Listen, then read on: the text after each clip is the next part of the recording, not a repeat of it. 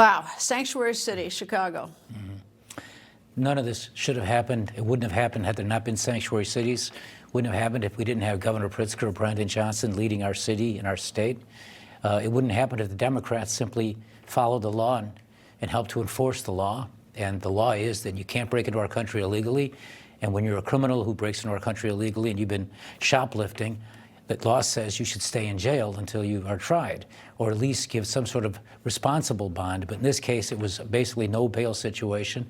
And this guy went out and did what he did. And the heart-wrenching thing about it is all of us who are parents can appreciate and understand what Sheridan Gorman's family's going through, her mother and father, her sister.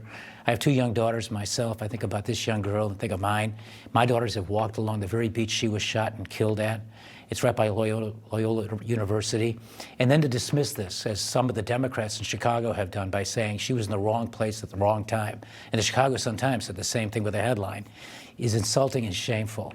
And this whole thing is a disgrace and an example of what's wrong with the Democratic Party and what's really wrong with Governor Pritzker and Brandon Johnson. You know who else I'm also angry about in this is the U.S. Supreme Court. They have not yet decided the issue of basically the Supremacy Clause, where the federal law in the Constitution talks about the Supremacy Clause, trumping, not to use that because I can't think of a better word, local law or state law, which in this case, if the federal law says you should be in custody, you should be in custody.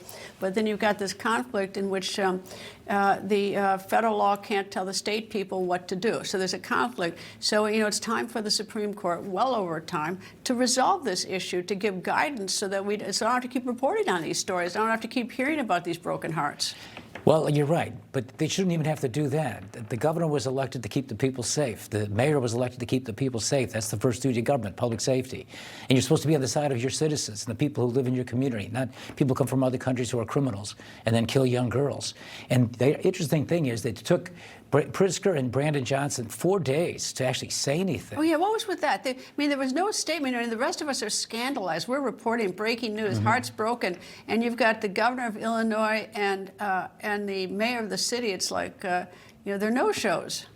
There are no-shows because that's the new Democratic Party. They're afraid to say anything remotely bad about some illegal immigrant who came to the country who is even a criminal and who kills somebody. That's the new Democratic Party. This Democratic Party is for open borders. They're for sanctuary cities. They're for defund the police. They're for no bail, no cash bail laws. And they're all about endlessly vilifying law enforcement and ICE agents. And as a result, what you get is what this guy just did, because these people feel like they can come here and break our laws and they'll be protected by the Democrats like Pritzker and Johnson. In some way, it's sort of mixed in with this whole idea of voting, like who's voting and voter ID. More than 70% of the American people think you should show identification, feel who's voting. On the other hand, if we let people come in, we don't even know who's voting. And of course, if you're coming in illegally and you might see an opportunity, you might want to vote because you want to vote for something that's favorable to you, which might be something that's not favorable to the rest of the people. Greta, let me let you in on a little secret, which is not a secret. As a former Democratic governor from Chicago,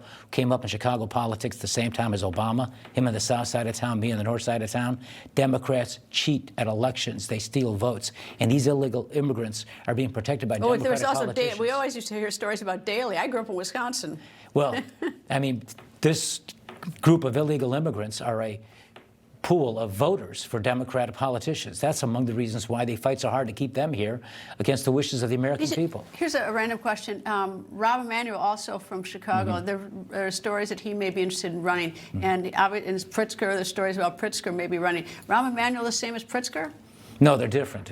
They're different. They're politically different. Rahm is running more towards a common sense position. He's very crafty and clever, intelligent, and more responsible. Pritzker's gone crazy left, pandering to what has become the mainstream of the Democratic Party. What once was the lunatic fringe of the Democratic Party is now the mainstream of the Democratic Party. Our Nepo baby billionaire Pritzker is pandering to the Bolsheviks.